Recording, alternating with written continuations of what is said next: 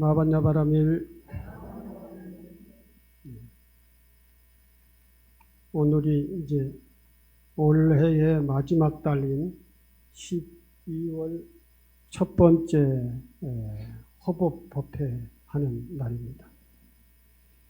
오늘 허법법회 하는 날 김장을 하느라고 김장하고 아직까지 좀 마무리가 덜 된 것 같습니다.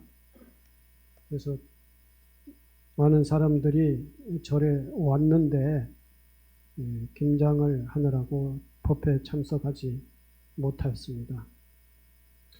오늘은 여러분들이 아마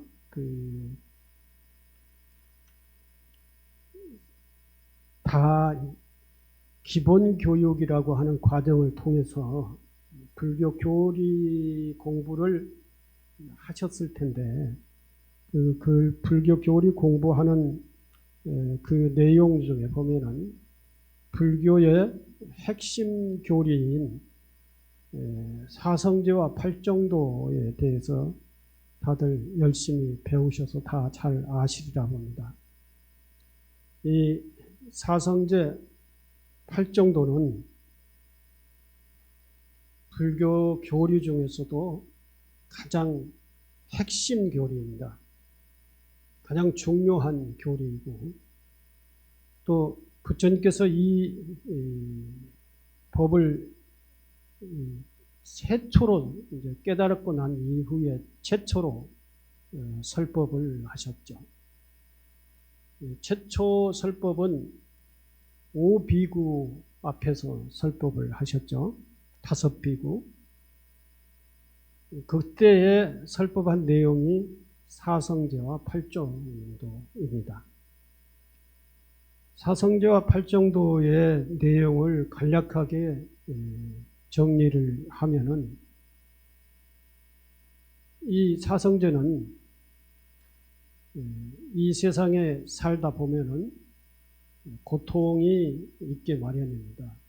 이 고통을 어떻게 소멸시키느냐라고 하는 그러한 내용입니다.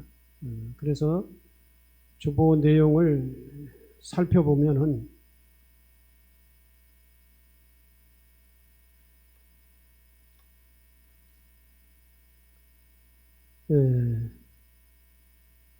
연기와 삼법인을 통해서 세상의 본래 모습을 볼 수 있게 되었다면 더 나아가 현실의 고통에서 벗어나 진리를 구현하는 수행의 길을 가르쳐 주는 그것이 바로 사성제입니다.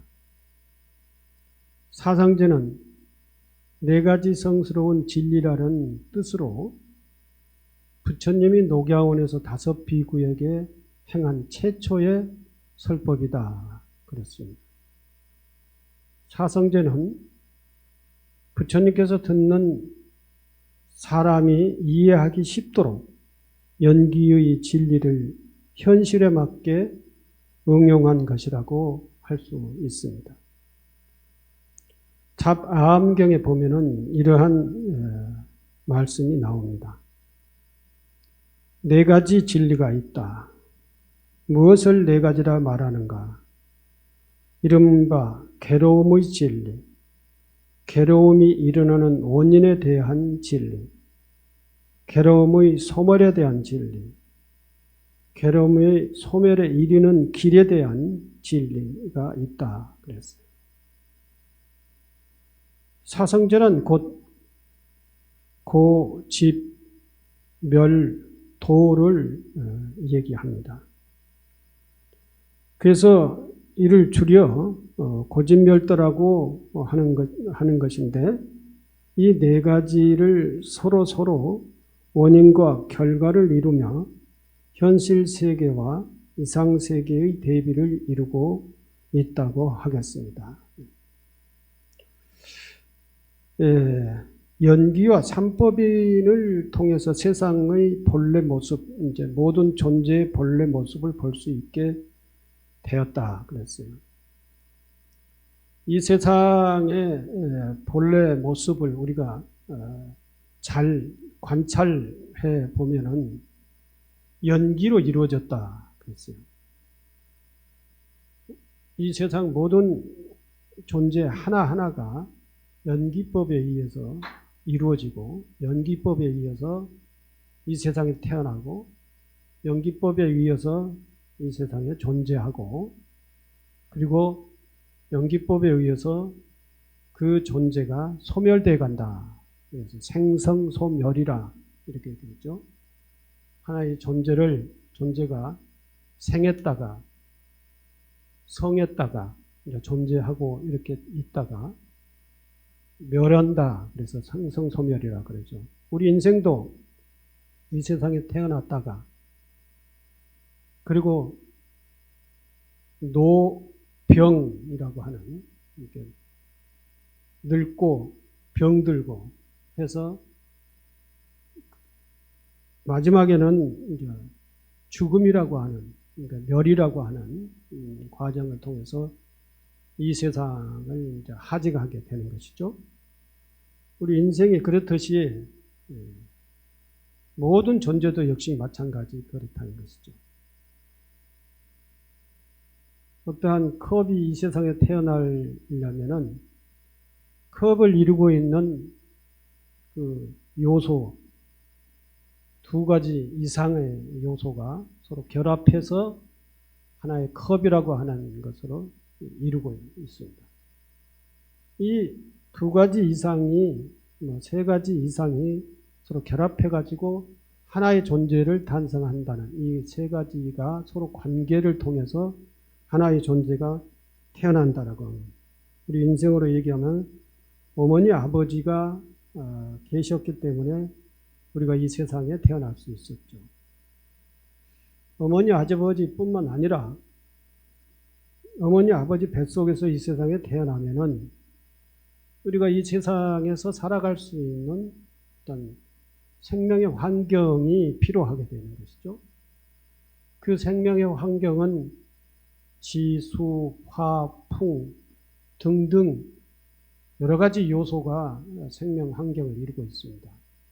하나의 공간도 필요하고, 하나의 대지도 필요하고, 또는 공기도 필요하고, 물도 필요하고, 햇볕도 필요하고,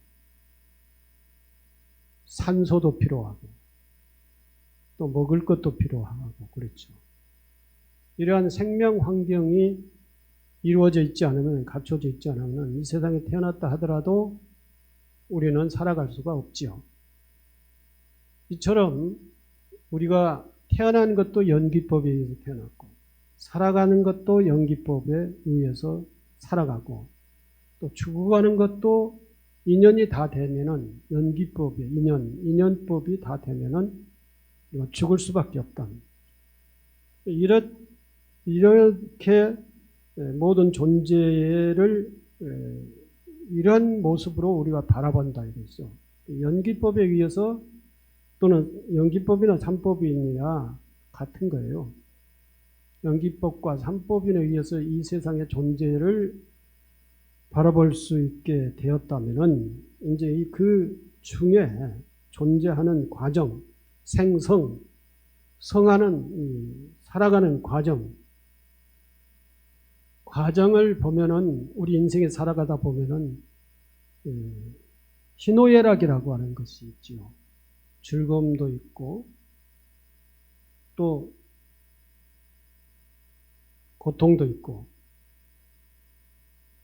여러 가지가 이렇게 있습니다. 그 중에 이제 제일 주를 이루는 것이, 우리 인생의 삶 속에서 주를 이루는 것이 뭐냐면은 고통이에요. 이 고통인데, 이 고통이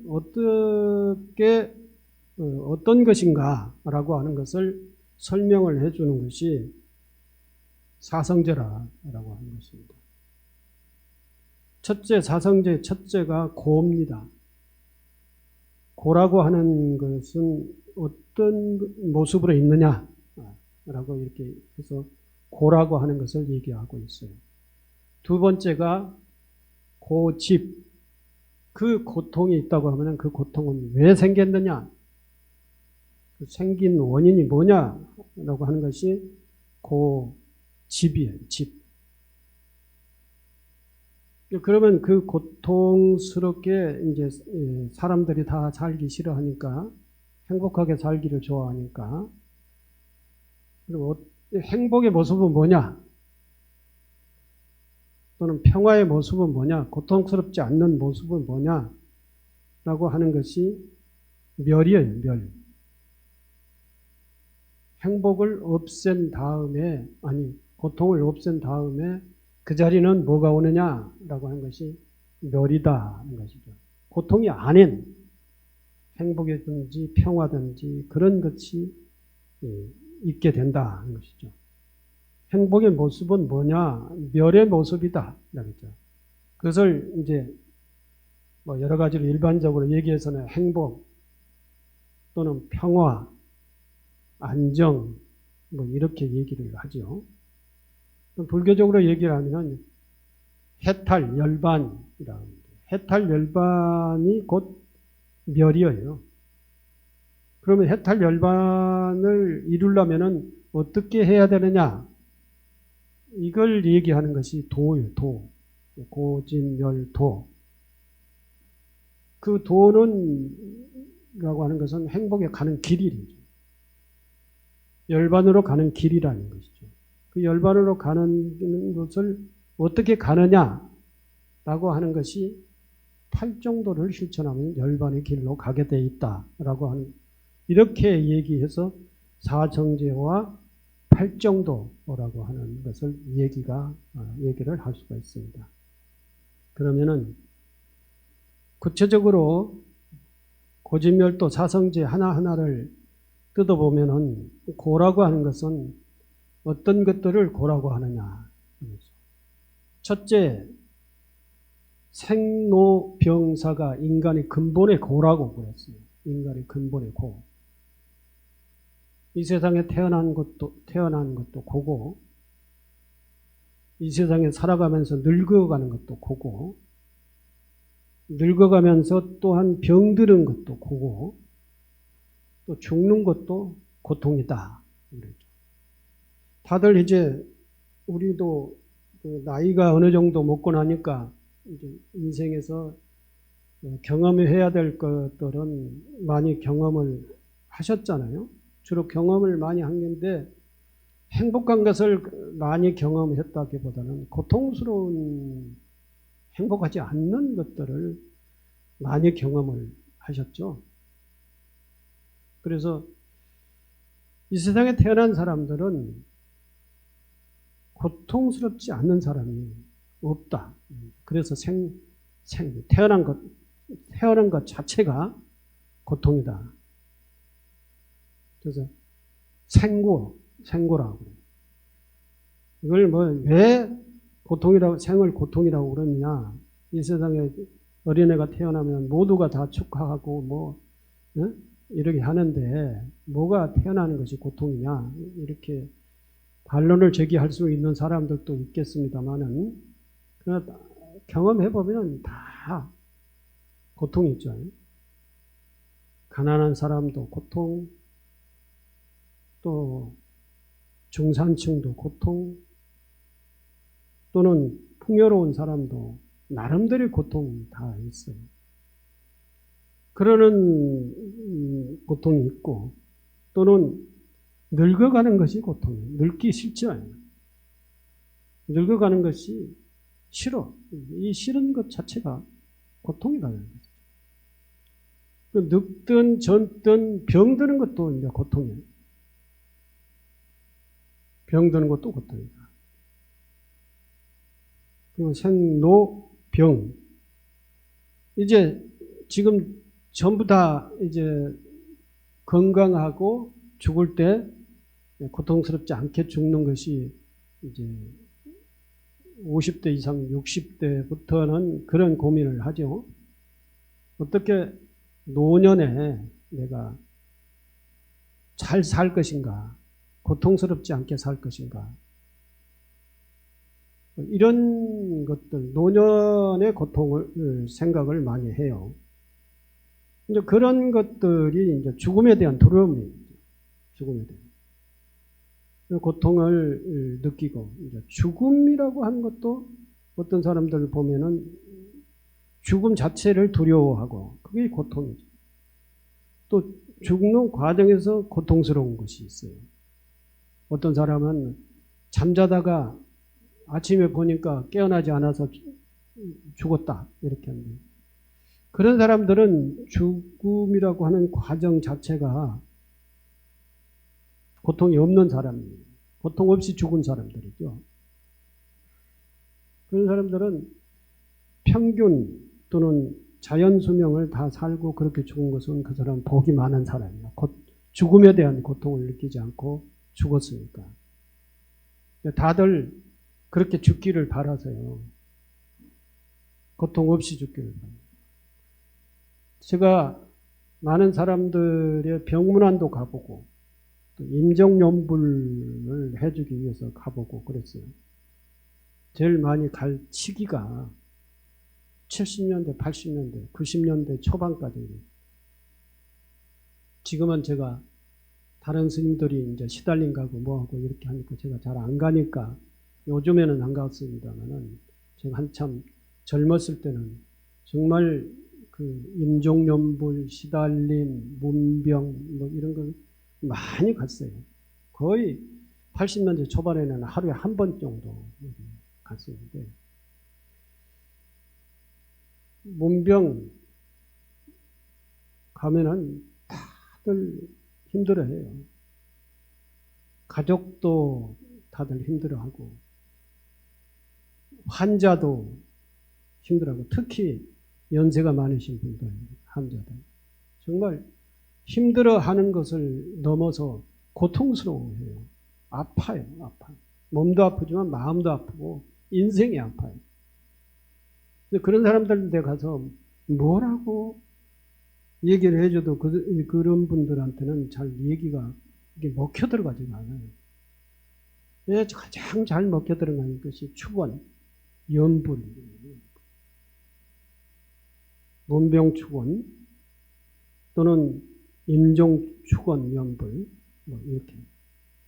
임종연불을 하는 사람들은 곧 이제는 우리가 보기에 거의 이제 회복될 수 없는 그런 분이라고 판단을 했을 때 이제 우리가 임종연불을 하죠. 임종연불을 하는데 제일 마지막까지 남아있는 기관이 뭐냐면 이근이라고 해요. 이근, 이 귀. 귀가 마지막까지 작동을 한다고 그래요. 시력은 다 눈 감고 또는 안이비설신의라고 하는 5근 중에 5가지 감각 기관 중에 제일 마지막까지 어떤 사람은 뚜렷이 남아있고 어떤 사람은 희미하게 남아있는 것이 귀, 청력이라고 합니다. 그렇기 때문에 가서 거의 다 눈 감고 의식이 없는 사람이라고 하더라도 이 맥박이 뛰고 있으면은 그분한테 연불을 하고 축원을 하고 법문을 하면은 그분이 듣는다고 그래요. 듣는다. 이근이 살아있기 때문에. 이근이 제일 먼저 이제 그 중단이 되면은 그렇게 해봐야 이제 그 사람이 못 듣죠. 그래서 이제 임종연불이라고 하는 의식이 있는 거예요. 연불을 하면은 평상시 그분이 불교에 대해서 조금 관심이 있고 알고 또 얘기 들어서 이해를 하고 있다고 하면은 연불을 하면은 축원하면은 다들 나름대로 이해를 하고 있잖아요. 나를 위해서 연불하고 축원을 한다라고 하는 그런 생각을 하기 때문에 마음이 평온해진다라는 거예요. 그리고 좀 더 알아들으면은 거기에서 모든 것을 내려놓고 원망, 집착 이런 것들을 다 내려놓고 아미타불 생각을 하십시오 라고 이렇게 얘기하면 그때는 아무것도 들리지 않아요. 그 얘기만 들리는 거예요. 그러니까 죽음이라고 하는 것을 자기가 맞이하고 있기 때문에 아미타불을 생각을 하고 아미타불을 부르고 아미타불의 세계에 가기를 발언하십시오. 이렇게 얘기를 하면은 그 얘기를 들린다는 거예요. 그럼 돌아가시면서 아미타불 연보를 하고 아미타불을 부르고 아미타불 세계에 나가서 극락세계에 가서 나기를 발언을 하고 이래 이제 하는 것이죠. 그러면 그 영가가 이제 그 영가의 생각에 아미타불 생각으로 그 임종을 하기 때문에 아미타불의 세계의 그 염을 하게 되는 거예요. 그렇게 되면 이제 아미타불 세계에 태어난다. 그래서 임종연불이 있는데 임종연불의 의미는 그렇고 임종연불을 하러 가서 환자들을 보면은 여러 가지가 있어요. 아주 편안히 숨만 쉬고 있는 사람들이 있고 또 어떤 사람은 아주 정말 고통스러워해요. 아, 내가 이제 죽는구나 라고 하는 그런 생각 때문에 너무나도 아쉬워하고 긴박한 누구를 붙들고 어떻게 일어나고 싶은 이런 생각을 불안해하는 생각을 하는 사람도 있고 어떤 사람은 두려워하는 거예요. 그 어떤 사람은 이제 몸에 병이 있는 사람들은 이제 호흡기 끼워놨으니까 보이지 않지만 귀는 들리니까 뭐 그 상황이 말이 아니죠. 제가 제일 볼 수가 없었던 것들이 뭐냐면은 코로 피를 계속 토해내요. 그런 질병에 있어서 그러는데 특히 돌아가실 때는 살을 빼야 돼요. 살을. 혈압이 낮아져야 돼요. 혈압이 높고 살이 많이 이렇게 있는 사람들은 그런 사람들이 대부분 귀로, 코로 피를 이렇게 흘리는 그런 사람들이 있었어요. 이제 제가 아는 사람들은 이제 탐욕이, 욕심이 많은 사람들이 이제 그런 사람들이 주로 그랬어요. 그래서 탐욕을, 욕심을 내려놓고 원망하는 마음을 내려놓고 이렇게 가야 자기 마음도 가볍고 자기 마음도 덜 고통스럽고 그렇게 되는 거예요. 이게 죽음의 과정 속에서 고통의 현상이라고 하는 것은 여러 가지 모습으로 보이더라고요. 생로병사의 인본의 이 중생의 근본 고가 있고 그 다음에 이제 사고팔고라 해가지고 팔고라고 하는 것은 이제 원증해고 사랑하는 사람과 사랑하는 사람을 만날 수 없어서 고통인 거고 애별이고 원증해고 미운 사람을 만나고 싶지 않는 사람을 만나는 것이 고통인 거죠. 그리고 구부득고 뭔가에 갖고 싶은데 돈이 갖고 싶고 보석이 갖고 싶고 뭐가 갖고 싶은데 그것을 갖지 못하는 고통이에요. 구부득고라고 하는 것이죠. 우리 다 이제 구부득고의 고통을 가지고 있죠. 우리 다. 네? 젊음을 구가하고 싶고 건강을 누리고 싶고 풍요를 누리고 싶고 또 보석을 갖고 싶어하고 명예를 갖고 싶어하고 권력을 갖고 싶어하고 지금 뭐 권력을 서로 다툼을 하느라고 난리지만 그렇죠? 구부득고가 우리 그 중생의 고통 중에 제일 많이 차지해요. 뭘 사고 싶은데 사지 못하고 견물생심이다 해가지고 뭘 보면은 다 이렇게 갖고 싶어 하는 거죠. 그래서 그런 것을 원하는데도 불구하고 못하면은 그것이 불편하고 그것이 아쉽고 그것이 이제 좀 불편과 아쉬움이 좀 더 도가 지나치면 고통스러워지는 거예요. 그리고 더 가서는 오음성고라고 하는 것이 있어요. 오음성고. 오온이라고 하는 것이 오음, 이제 감각 기관이 이제 보는 것을 또는 먹는 것을 또는 듣는 것을 또는 냄새 맡는 것을 이런 것들이 성해. 그러면 이것이 뭘 추구하느냐? 우리 오온이라고 그러는데 이제 느끼는 감각, 몸과 마음을 통해서 추구하는 것이 뭐냐? 쾌락을 추구하고 편안함을 추구하고 향기로운 것을 추구하고 듣기 좋은 소리를 추구하고 이런 것들이 전부가 다 이제 온이 성해서 그런 걸 추구하는데 그런 것들이 충족이 안 되면은 이제 고통인 것이죠. 이래서 이제 8가지 고통의 형태가 있다라고 했죠.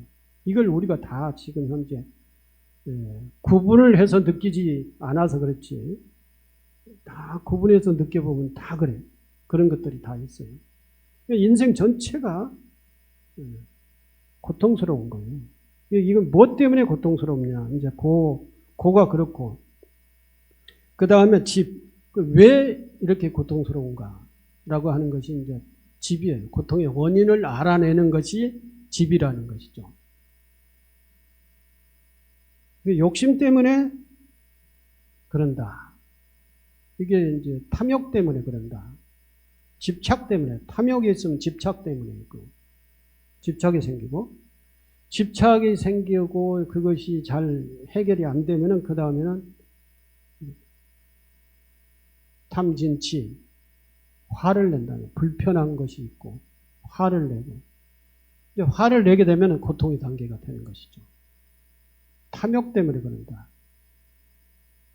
있으면 있는 대로 그대로 보고 그대로 살아가고 그것을 탐욕을 부리지 말아야 되는데 그걸 탐욕을 부려서 그것이 자기 것이 안 되니까 이제 그 다음에는 불편해지고 이제 수준이 낮은 것이 불편하죠. 조금 더 도가 지나치면은 그 다음에는 화가 나는 거예요. 화가. 그래서 탐진치, 이 탐진치는 한 세트가 되는 것이죠. 여기에 이제 사성제를 설명하다 보면은 불교의 모든 교리가 여기에 다 이제 해서 적용이 되는 거예요. 사성제를 잘 알면은 고통의 문제를 잘 대처를 할 수 있고 사성제를 잘 이해를 하면은 불교의 모든 법수, 교리를 다 알게 되는 겁니다. 근데 사상제를 이제 불교 학자든지 또는 교육을 받으면서 사상제 이해를 잘 했다 하지만 그 사상제대로 살아나가기가 잘 안 되는 것이 또 우리들의 의식이에요, 의식. 고가 뭔지를 알고 고통의 원인이 뭔 줄 알지만 그렇게 잘 안 돼. 그래서 잘 안 되니까 또 한 가지 제시한 것이 뭐냐면 고통이 아닌 세계의 열반의 세계, 해탈의 세계를 제시하는 거예요. 그것이 이제 인생의 삶의 목표를 가지고 그렇게 살라라고 해서 멸이라고 하는 세계를 설정을 하는 거예요. 멸의 세계는 고통이 없는 세계, 평화로운 세계 또는 안정된 세계 또는 행복의 세계, 일반적으로 얘기하면 그렇게 얘기할 수가 있고 불교적으로 얘기하면은 고통에서 벗어나는 세계, 해탈 세계, 열반의 세계, 열반의 세계는 모든 것이 다 소멸된 세계잖아요. 소멸돼서 어떠한 번뇌 망상도 일어나지 않는 그러한 경지를 열반의 경지다 라고 그랬죠. 열반의 세계를 이제 멸이라고 하네요. 멸. 우리 인생은 말을 하든 말을 하지 않든 목표를 설정하든 설정하지 않든 전부가 다 그런 곳을 향해서 가고 있는 것.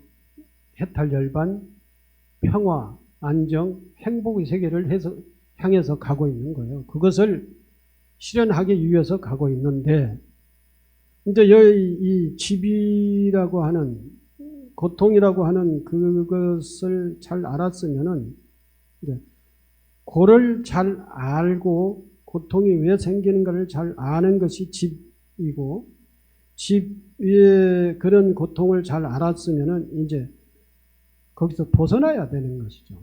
벗어나서 가고자 하는 세계가 멸의 세계예요. 멸의 세계. 멸의 세계가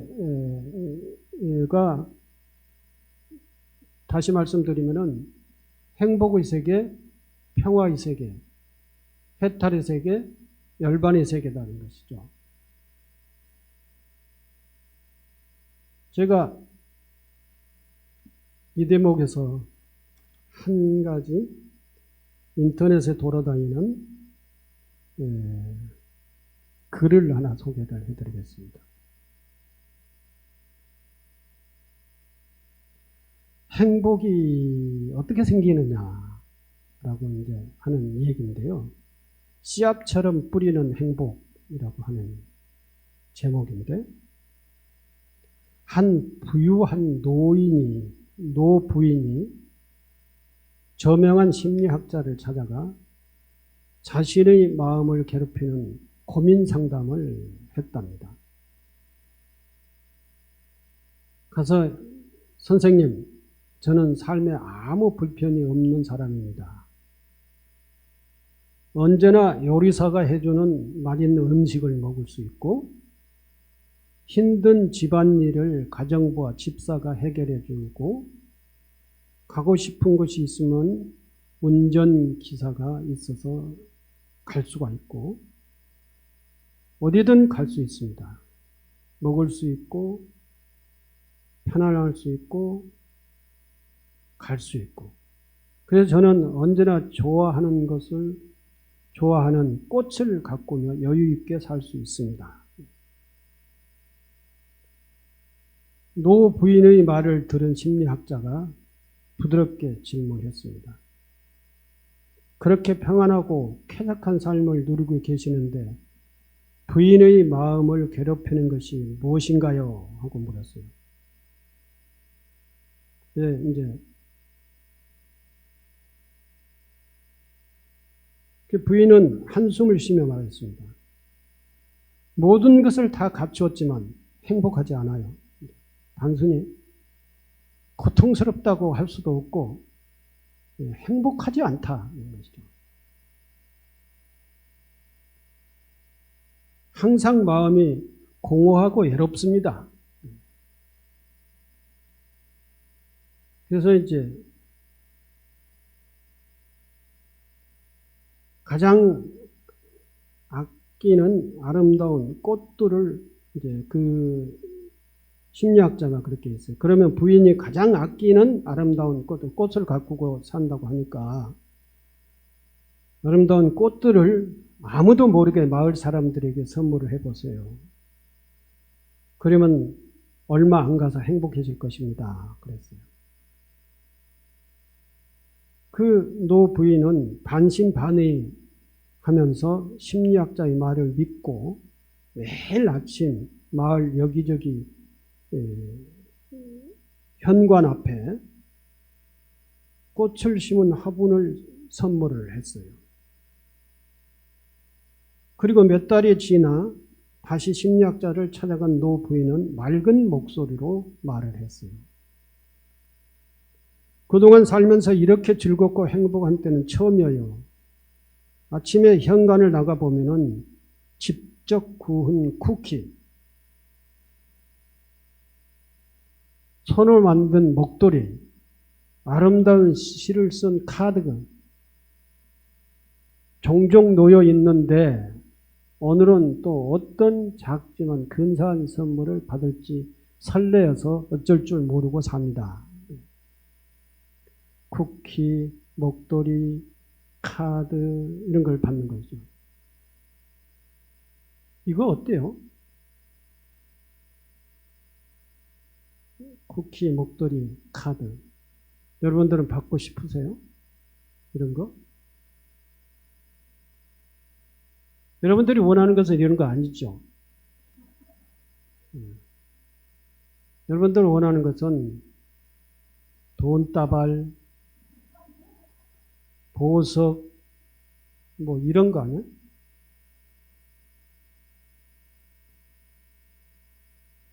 그러자 심리학자는 웃으며 말했다. 정원에 꽃씨를 뿌리면 아름다운 꽃으로 돌아옵니다. 부인이 마을 사람들에게 뿌린 씨앗이 꽃이 되어 돌아오는 것입니다. 그게 바로 행복입니다. 행복은 돌고 돕니다. 누군가와 소중한 것을 나눌 때 그 나눔은 그냥 사라지는 것이 아닙니다. 당신의 베품, 나눔과 마음과 사랑은 돌고 돌아 반드시 당신 곁으로 아름답게 다시 돌아올 것입니다. 여기까지입니다. 행복이란 뭐냐? 고통에서 벗어나, 고통의 반대말은 행복이잖아요. 또 구속의 반대말은 해탈이에요. 부자유, 구속의 반대말은 해탈이에요. 어떤 사람이 억울한 일을 당했어요. 억울한 일을 당했는데 상대방은 엄청 법률적으로 전문가예요. 그래서 그 사람을 계속 법률적으로 재판을 끌어내고 뭘 끌어내고 계속 끌어내는 거예요. 근데 이 억울한 사람은 재판에 나간 것 자체가 고통스러운 거예요. 그래서 이제 성심성의껏 다 해서 재판에 임했어요. 근데 그 기간이 몇 년이에요. 그 기간이 몇 년. 근데 이 몇 년 동안에 이 억울한 사람은 계속 고통스러운 거예요. 부자연스럽고 고통스러워요. 그런데 마지막 이제 판결에 이제 무죄를 판결을 받았어요. 이 억울한 사람은 그때 심정이 어떻겠어요? 이때의 심정을 해탈이라고 해요. 해탈. 그 억울한 것에서 계속 그 나쁜 사람한테 법률적으로 끌려다니면서 가만히 있으면은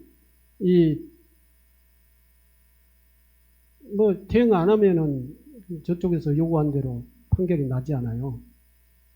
그래서 대응 안 할 수도 없으니까 계속 대응하는데 대응하는 자체가 이제 구속인 거예요. 그래서 마지막 판결에서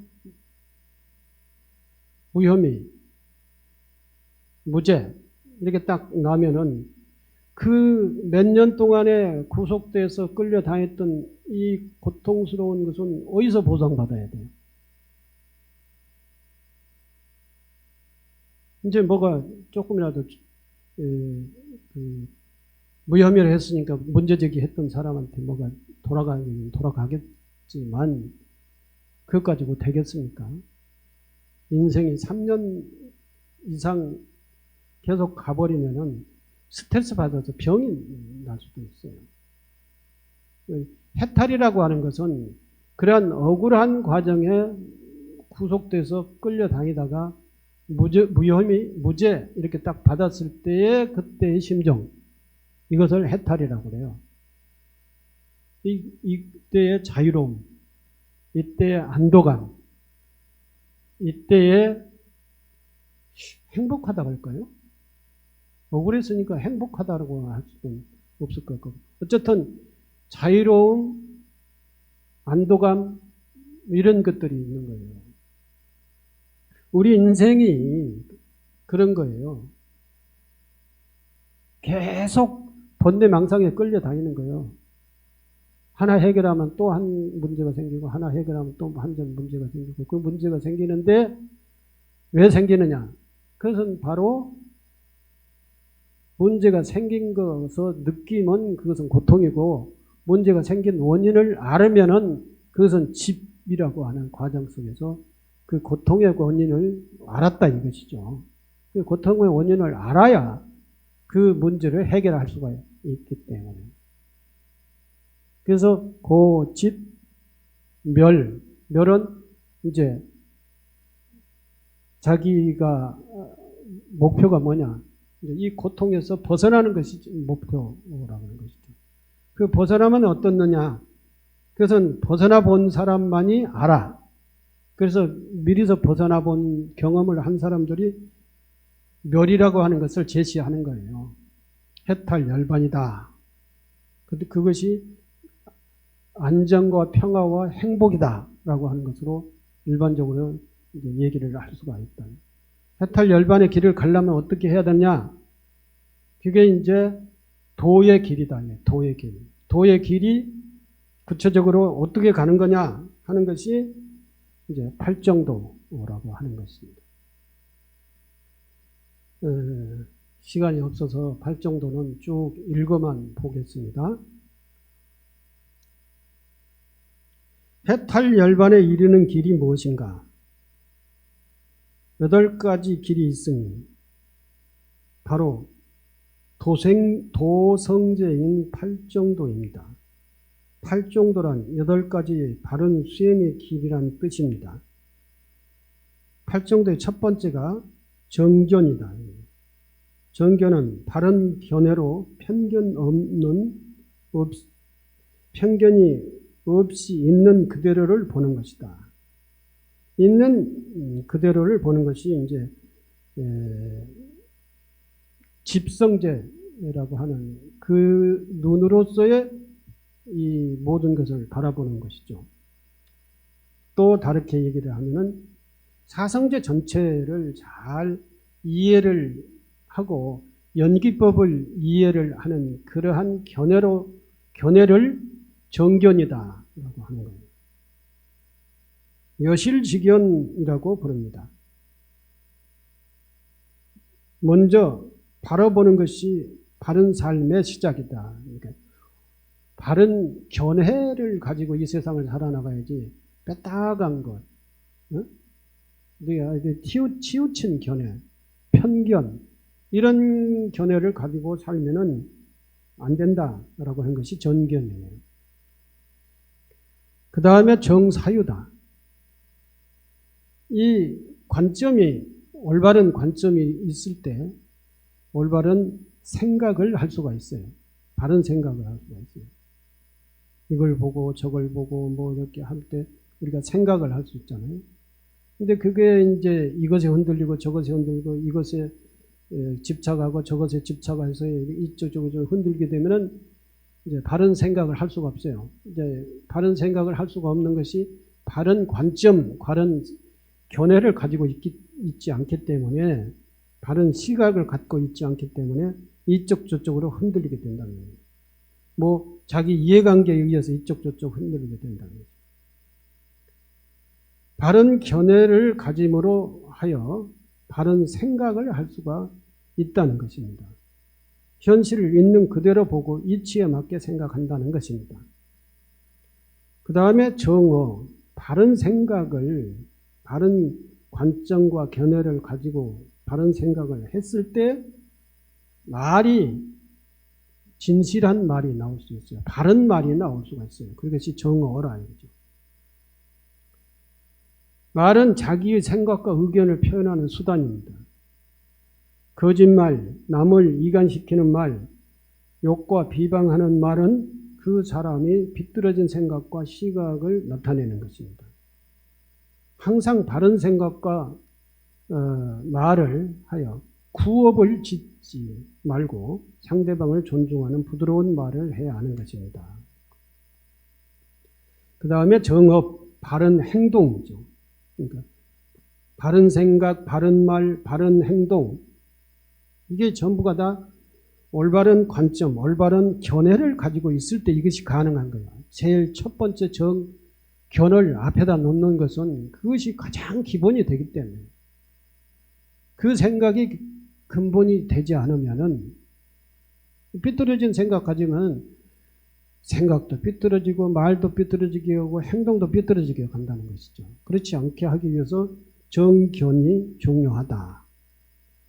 그 다음에 이제 이렇게 정견의 바탕으로 해서 살면은 생활을 하는 것이 바른 생활을 한다. 바른 생활을 하지 않는 옳은 일에 종사하고 몸과 마음과 말, 즉 신구의 삼업을 청정히 하면서 바로 사는 것을 말하는 겁니다. 올바로 바르게 사는 것을 말하는 것입니다. 이건 바른 직업이라고 또 이렇게 얘기를 하는데요. 직업을 좋지 않는 사기꾼 직업을 가지면 되겠습니까? 그러면 안 되죠. 그는 올바른 직업을 가지고 살 수 있으려면 바른 견해를 가지고 있어야 된다. 구체적으로 말하자면 바른 직업관을 가지고 자신의 일에 임해야 한다는 것입니다. 그리고 정진, 깨달음을 향한 부단한 노력을 말하는 것이고, 옳은 일에는 물러섬이 없고 나아가는 정열과 용기를 뜻하는 것이다. 그리고 정념, 바른 기억이라고 합니다. 그러니까 이렇게 살아갔을 때 자기 생각에, 자기 잠재의식에, 자기 무의식에 바른 생각들이, 바른 사상들이, 바른 견해가 축적되는 것이죠. 이게 축적되는 이것을 업이라고 그러는 거죠. 이 업이 바른 견해부터 시작되는 거예요. 바른 정업. 그리고 악업은 정견이 아니라 악견을 가지고 있을 때 악업이 생각도 바르지 않고 말도 바르게 하지 않고 삶도 행동도 바르지 않고 또 바른 생각을 하지 않는 사람들은 직업도 또 그렇게 바른 직업을 갖지 않아요. 남을 사기나 친다든지 이런 직업을 갖게 되는 거죠. 노력도 또 그렇게 노력을 안 해요. 남의 걸 훔치려면 담 넘는 연습을 많이 한다든지 이렇게 또 문 잘 끓는 연습을 한다든지 이런 것만 하는 거죠. 그런데 그런 사람들이 이제 업이 쌓이는 것이 뭐가 쌓이겠습니까? 맨날 남의 현관문을 여는 그 기술만 많이 익혔으니까 그 기억밖에 없는 것이죠. 그런 기억들. 좋은 일하고 나누고 베풀고 자비심, 지혜 이런 것들은 없으니까 이게 쌓일 이유가 없는 거예요. 기억이 바로 그렇게 되지 않아요. 이제 이것이 이런 것들이 다 이제 퇴화돼 버리는 때가 언제냐면은 치매 걸릴 때. 늙어서 병들고 이렇게 했을 때. 이때는 이 생리적 현상, 심리적 현상이 다 무너져 버리는 그런 때예요. 그런 것들이 다 무너져 버리면은 이제 정상적인 생활이 안 되는 거예요. 이게 이제 노병의 단계죠. 노병의 단계. 바른 기억을 해야 된다. 그 다음에 정정, 바른 수행입니다. 번뇌망상에서 바른 견해 행동에 나올 수 없습니다. 몸과 마음을 편안하게 하고 바른 수행을 해야 하는 것입니다.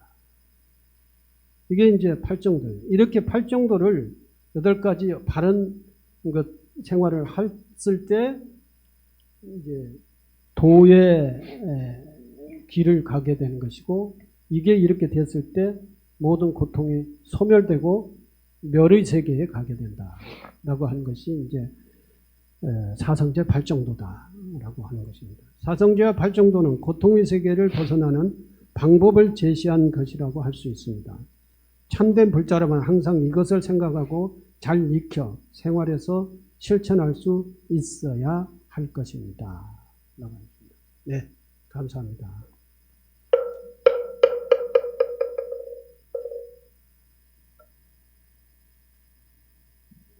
네. 감로수와 같은 큰 깨달음을 주신 스님께 감사와 찬탄의 박수를 부탁드리겠습니다.